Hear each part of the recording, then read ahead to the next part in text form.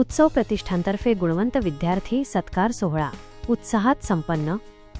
उत्सव प्रतिष्ठान परभणी यांच्या वतीने आयोजित गुणवंत विद्यार्थी गौरव समारंभाचे 3रे वर्ष उत्साहात संपन्न झाले। या कार्यक्रमाच्या माध्यमातून शहरातील यशस्वी आणि गुणवंत विद्यार्थ्यांचा विशेष सत्कार करून त्यांच्या यशाचा गौरव करण्यात आला। हा सत्कार सोहळा बी रघुनाथ हॉल, विशेष पोलीस अधीक्षक कार्यालयासमोर परभणी येथे सकाळी पार पडला।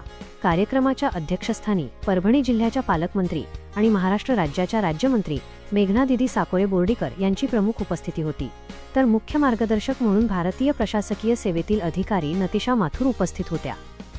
गुणवंत विद्यार्थ्यांना मार्गदर्शन करताना मान्यवरांनी सांगितले की विद्यार्थ्यांचे हे यश त्यांच्या कठोर परिश्रमाचे फळ असून पुढील भविष्यात देखील त्यांनी अशीच प्रगती साध्य करावी। कार्यक्रमाचे आयोजन उत्सव प्रतिष्ठानचे संस्थापक, भारतीय जनता युवा मोर्चाचे सरचिटणीस तथा परभणी महानगरपालिकेच्या प्रभाग क्रमांक 15 चे नगरसेवक अद्वैत सुनीता चंद्रकांत पार्डीकर यांनी केले होते। या गुणवंत विद्यार्थी गौरव सोहळ्यास शहर आणि परिसरातील विद्यार्थी, पालक तसेच नागरिक मोठ्या संख्येने उपस्थित होते।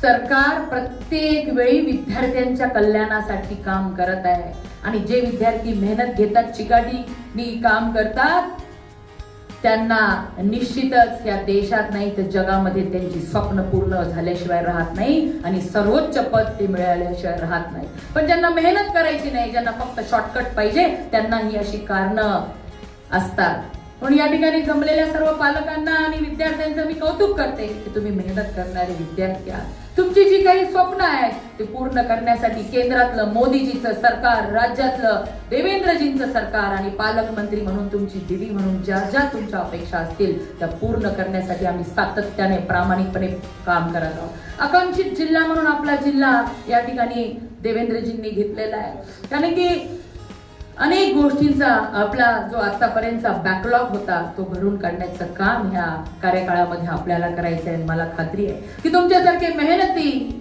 तुमच्यासारखे जिद्द आणि तुमच्यासारखे क्षमतावान विद्यार्थी आपल्या जिल्ह्यामध्ये आहेत आणि तुमच्या सर्वांच्यामुळेच निश्चितच हा जिल्हा 2047चं पूर्णपणे विकसित भारताचं स्वप्न मोदीजींनी बघितले आहे। पण तुमच्यासारख्या विद्यार्थ्यांच्या मुळे निश्चितच लवकरच आपला जिल्हा सुद्धा पूर्णपणे विकसित झाल्याशिवाय राहणार नाही।